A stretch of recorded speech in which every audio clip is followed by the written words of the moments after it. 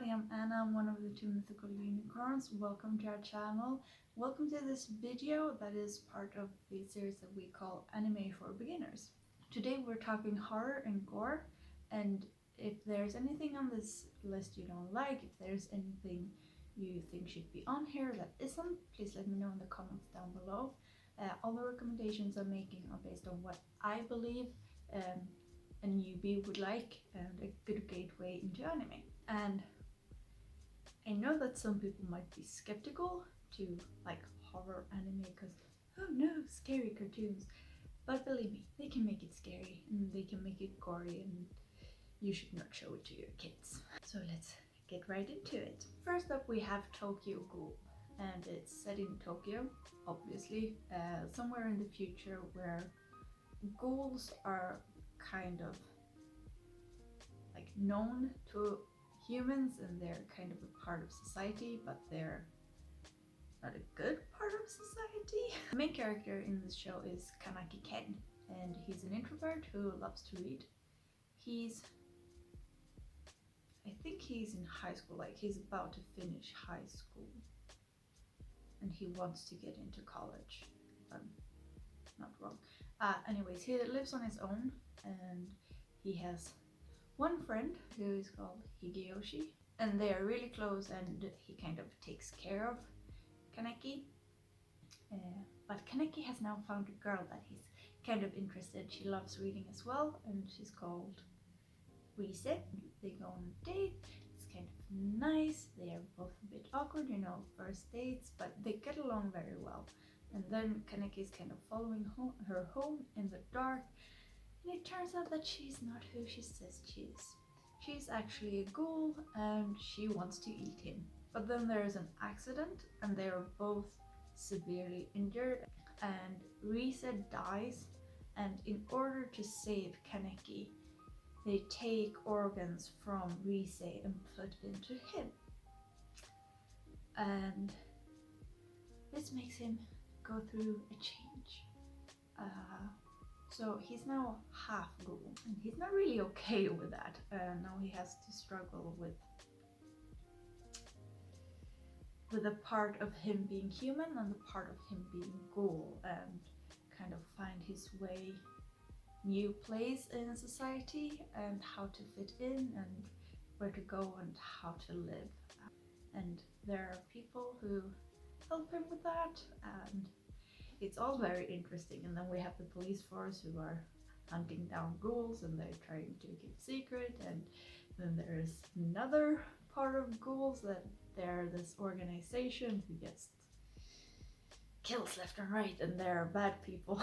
And there's a lot going on, and it's really, really good. I haven't seen the third season yet. I've just seen season 1 and 2, but they are great. I love them, and I'm really excited for season 3, so I'm gonna take time and watch that sometime soon, I think. Next up we have Angels of Death, and this one is quite new. It's from 2018. The first episode starts with a sort of an empty room. There's this girl called Rachel, and she wakes up, and she doesn't really have any memories of what happened until then. She has amnesia. She wakes up in this empty room, and there's no one there, and she's kind of scared, and she starts walking around to see where she is, if she can figure anything out, and she finds this typewriter that starts asking her questions like, who is she? And she remembers her name. Why is she there? And she has some kind of vague memory of people dying and going to therapy, and she was at a hospital, but now she's here. She continues to walk around. She finds an elevator, and she goes down. And on this new level, this is where she meets Zack. And Zack loves killing people and making people suffer, and he's this homicidal maniac. So he starts hunting Rachel, and she's trying to escape, and then she gets back to the elevator, and she goes to another level, and this is where she finds the doctor who has helped her before, and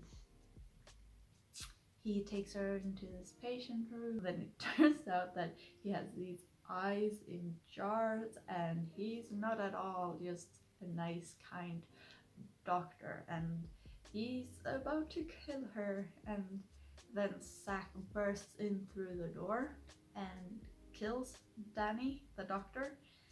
And Zack and Rachel, they make a pact, because this elevator, it only goes up one step, and then you have to clear a whole floor before you can go up to the next level, and then you have to clear the floor like a video game. But Zack isn't very smart, and he really wants to get out of there, and Rachel is really smart, so they make a pact that Rachel is gonna help him get out of there, and once they get out of there, Zack is going to kill her because she wants to die, she has realized. So now they're trying to get out of this closed in space. You can kind of tell that it's based on a video game on how it's animated, because there's a different, not in a bad way, but just there's a difference between how the characters are animated that are moving around and just the background. It looks a bit video game-ish, but I think it's cool. And the coloring overall is kind of gloomy, fitting to the whole setting, except for Rachel's eyes that are just strikingly blue, making her feel innocent, but maybe there's more to her. Next up is Mirai Nikki, or Future Diary. This one was a journey. The main character is called Yukitero. I'm just gonna call him Yuki, because that is what they call him in the show. And he's a loner, he's in high school, he doesn't really care about being popular, he's just happy with the way he is. He writes a journal on his phone, and at home he has imaginary friends who, one is a god that he likes talking to, and then there's this girl. And when Yuki was younger, there were a lot of kids who asked him to play with them, but he just kept saying no one's asking. So it's not that he's bullied or anything, he's just chosen to be more alone. So he has this imaginary friend that's a god called Deus, and he's a god of time. And Yuki talks to Deus about not really having a real life, and that he's just existing, and he's talking just to Deus, and he's writing on his phone, but he's not really living, you know. So Deus, he says to Yuki that, well, we're gonna play a game, and I'm gonna give you the future. And the next day when Yuki awakes, on his phone there are entries that he hasn't written himself, and he gets to see like a bit into the future. And the thing is that the text, they keep becoming like what happens, so they are predicting the truth. And Yuki, he starts to question everything, and he gets to know that the diary, he's not the only one who has a future diary. The future diary becomes one with the person, so if the future diary is destroyed, so is the person. And now there's this game, and only one can live, only one can survive. And is this really pretty girl who is in school with Yuki, and kind of has a crush on Yuki, so she's in this game and decides to help Yuki survive. This show is a little bit disturbing, very exciting, very interesting, very disturbing. Next up is Comic Aikido, and it's about Tatsumi, and he's born in this really poor village out on the countryside, and when he gets a bit older, he decides that he's going to become a knight. He's going to the capital, and he's becoming a knight so that he can make some money and send back to the village he's from, just to help them survive as well. Tatsumi, he's this really naive, sweet guy, and he goes off for the capital, and he meets two nobles who say they will help him, and he's happy, and they feed him and everything is good, and then they throw him in this kind of shed, and they are going to eat him because that is what these nobles do. And this is kind of when Tatsumi starts to realize that people can be monsters too, not just monsters, but they're human monsters as well. He barely escapes this trap with the help of the Night Raiders. The Night Raiders is part of a rebellion against the king and the government that is in place, because they are just taking advantage of the people and everyone is suffering except these nobles that are really monstrous people. And the Night Raiders are like a branch of this resistance. They are kind of like assassins, and their goal is to assassinate the prime minister who's like governing the country, because the prime minister is kind of like governing the thing, or the country, while the child emperor is growing up, so he's kind of taking advantage of the child emperor.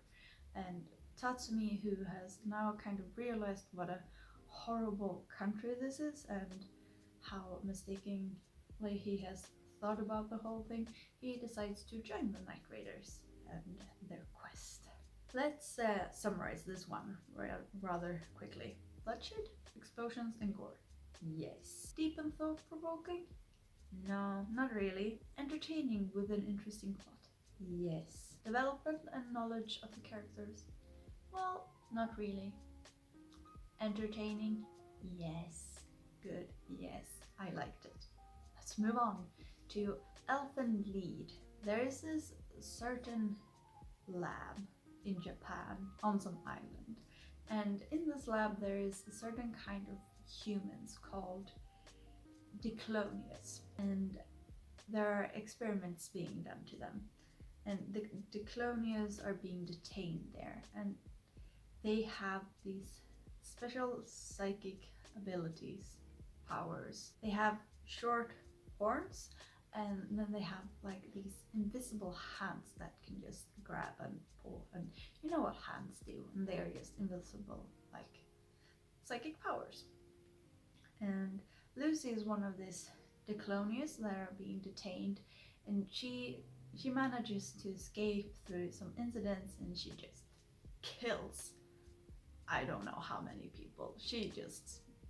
It's a massacre. But while she escapes, she gets a blow to her head, and that shakes around things, and she kind of loses her memory.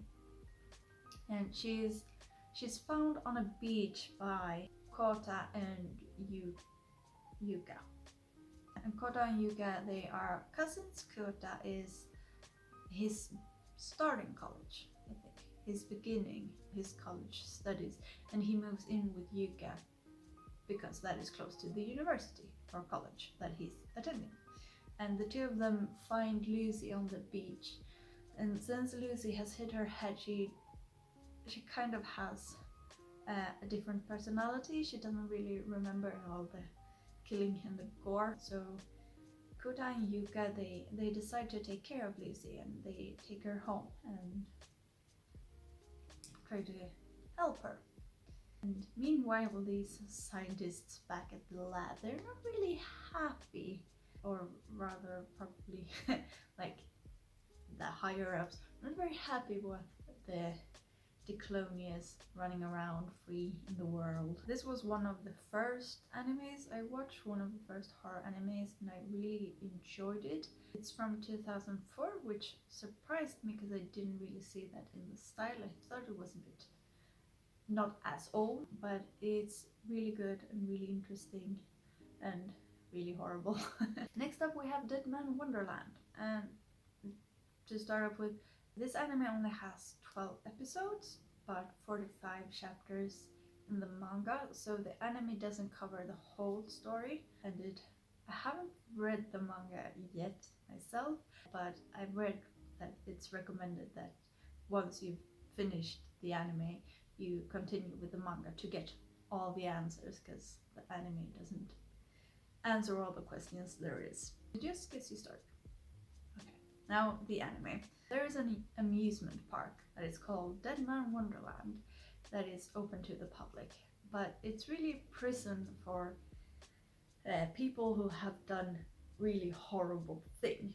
These prisoners put up shows where they do dangerous acts, I guess. So they do things that are dangerous in different ways, and then the onlookers, the people who are visiting the amusement park, can watch this with horrified glee and delight when the prisoners do the dangerous things.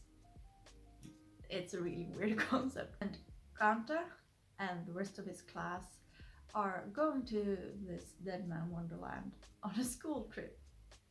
Because why not? What could go wrong with a class going to a prison to watch people do dangerous things? Don't know who came up with that idea, but yeah. Before they can leave for this school trip, his entire class, Ganta's entire class, is murdered. And Ganta is the only one to survive. And he's framed for the murder and convicted and then sent to this Deadman Wonderland as a prisoner. He has to survive and take part in these dangerous acts while trying to survive and trying to figure out who the man in red is, who killed his entire class, and try to clear his name so he can get out of there. Now, next up is a djinn, and 17 years ago in Africa it was discovered that there is a new kind of people, humans, called djinns, and these djinns are rather strong and they are very, very hard to kill. Like, they're impossible to kill, I think. And as humans tend to react to new things with fear, so they do this time, and they decide that these djinns, they are a threat to humanity. They are to be detained and kept away so that the rest of humanity can continue on safely. And the reason that they are considered a danger is that if a djinn turned evil and started doing bad things in the world, well, it would be very hard to stop them. So it's better just that right away when a djinn is discovered, just send in the police force, detain them, and the problem is solved. Keina guy is a high school student and he's planning to become a doctor. He's studying, he's like a typical good boy. He has lived a rather sheltered life, so he doesn't really know about the djinns. But then one day he's in an accident, and this accident kind of kills him. It's a horrible accident, but he kind of heals up and gets up and continues to be alive. And this is how it reveals itself that he's an djinn. And now he has to run away from home, to just keep away from the government and the police force and try to survive, or, well, he's going to survive, but he doesn't want to be detained and tortured and doing experiments to him. So he has to run away. This anime has a very special style, and it took me a few episodes to get into it and to get used to this new style, but the story and the plot is so good and so interesting, so it just sucked me right up. There are 2 seasons so far, and I'm really hoping for a third one. Next up we have Yakusuko no Neverland, and this is really new. This is from 2019, and I'm so excited about it. It takes place at an orphanage called Gracefield House, and it's in the middle of nowhere, really, like out on the countryside. There's a lot of grass and there are no cars or other people, and there are a lot of forts where the children can play, and all the children are being taken care of by their mama called Isabella, who is like, yeah, the head of the family. She's a woman who takes care of all the children and taking care of everything. And they live there happily together as one family, which we know there's something else because this is horror and gore. And the children, they take required tests frequently. If it's every day or just, I don't know how frequently. But in the spare time, the children get to play as much as they want. And once they are 12, or before they are 12, everyone, sometime before they are 12, they are adopted to a new family. And it can be when you are 6, or it can be when you're 10, or when you turn 12. But everyone is adopted and leave the house by the time they're 12. And almost all the children promise that at this new family they're going to write and they're going to keep in touch, because the children at the orphanage, they have become a family. So everyone's like, I'm gonna write you letters and I'm gonna keep in touch and we're gonna see each other again. But no one ever does. They just disappear.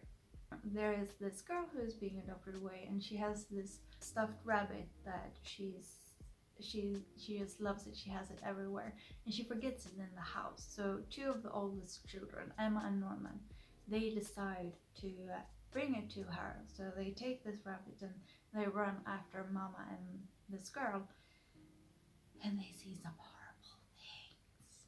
And things are not as they seem to be at this Gracefield house. And as I said, it's from 2019, and the second season has already been announced to be coming, and I'm so excited. This is so good, and I haven't seen the last episode yet from this season because I haven't had the time, but oh my god, it's so exciting.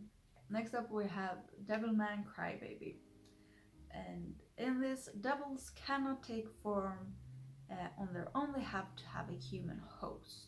However, if the individual is strong enough, they can kind of suppress the devil and just take the powers from the devil. And that is how they become a devil man. Akira, who is the main character, has always had a bleeding heart. He's kind of a softie. And when his childhood friend, Ryo, asks for help, of course, Akira is going to help him.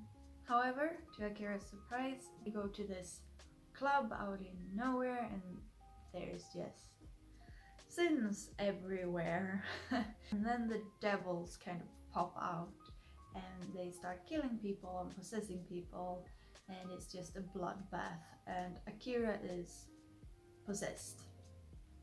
And he has this strong will, so he becomes one of these devil men. And then there are just a lot of other demons out there, so with his power as a devil man, Akira can now defeat the demons. I have only seen 1.5 episodes of this. This was not my thing, but I've heard other people who have liked it, and I think it's just a special style that didn't suit me. There's a lot of nudity and really just boobs and violence and guts flying everywhere. People are getting their heads blown off. There's just a lot of gore, and yeah, so if that is what you're looking for, this is for you. Next up we have Shiki, and this takes place in a small town out on the countryside, and it starts off with a forest, and there are a lot of people out in the forest looking for a girl called Megumi, and it's in the middle of the night. They're calling out for her, looking for her, and then we see this girl lying in the woods. And then we flash back 10 days. I think it's 10 days. It's about 10 days. And Megumi lives in this small town, but she's really not suited for it. She dreams about the big city, and she loves wearing this nice clothes, and she dreams about this new boy called Yuki, who's a transfer student, and there is this mansion up on the hill. She dreams about that too, and how fancy people will live up there. And the other people in this small village, they don't make fun of her, but they don't understand her, and she just feels like an outsider. And then one day, there are people not one day, one night, there are people moving into the mansion up on the hill. They're moving in there in the middle of the night, and when Megumi finds out, she's so excited because these people, they're gonna be good people, cultivated people that understands her. So she decides to go up there and say hello and introduce herself. And maybe it will be a couple who just takes such a liking to her that they will adopt her. After this, she goes missing. And meanwhile, nearby, there are people dying from complications of summer cold or something. It's in August, so it's really warm, and there are people dying. But there's also something weird, because they find that this family that died, the old lady was last to die, and she died several days after her husband, meaning that she lived in this house with her dead husband, just not saying anything and acting a bit weird, and they are scared that this is gonna be an epidemic. And then they find Megumi in the woods, and she's really tired. She has anemia, and the doctor just describes her medication for this and that she's going to rest. And then the next day she's dead from the same cause as this other family. This is more horror than gore. It's really spooky, and if you just take a quick look, it might not look it because it has rather bright colors, but it's in the details and in the plot on what's happening. The story is easy to follow, but has its own angles compared to other stories in the genre that's from this time. The first episode is called First Blood. So now you can probably just imagine what it's about. It's really good. It's really good. I do recommend it. That was it for this time. That was all the horror and gore animes that I was gonna recommend. I hope you enjoyed this video. If you did, please give it a thumbs up. If there's anything you're wondering, if there are any animes you think should be in here, please let me know down below. Maybe I've missed something and you have some really good recommendations for me. I love that. And until next time, bye!